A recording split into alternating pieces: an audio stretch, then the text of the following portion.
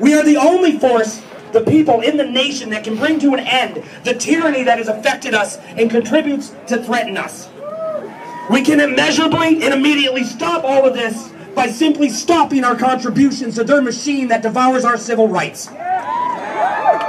Whether that be shipping, the ports, law enforcement, medical providers, your postmen, your lawyers, your doctors, your mechanics, we are everywhere. And when tyranny becomes law, resistance becomes duty. Are you with me?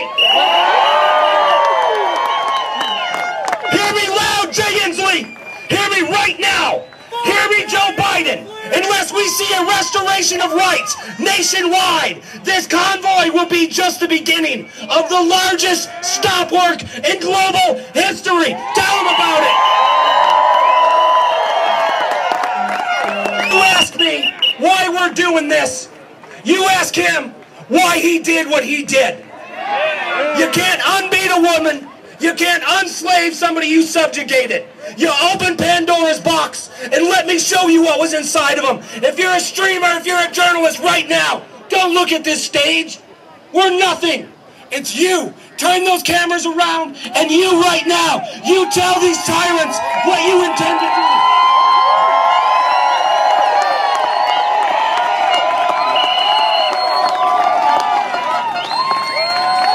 Everything Inslee has tried to do to you is to divide you and conquer you. That's not a euphemism, that's their damn strategy.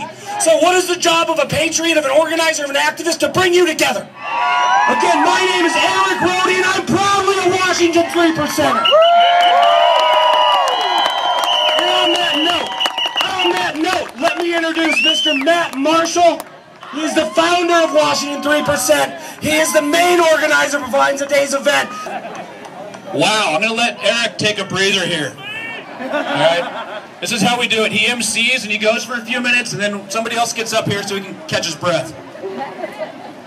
Of totalitarian one-party control. Our legislators were completely locked out of all decision-making. They were not allowed in their house. They had to Zoom in. We have a legislator who's going to talk to you later who isn't even allowed in the building today to go to work. They won't let him in to do his job because he's not tested for COVID. That is your voice that has been stifled. We will never give up our rights.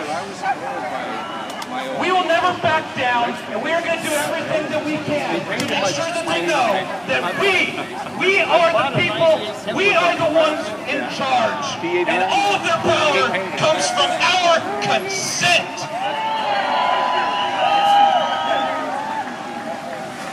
So we're going to hear a lot about what to do and what our avenues are today, all right?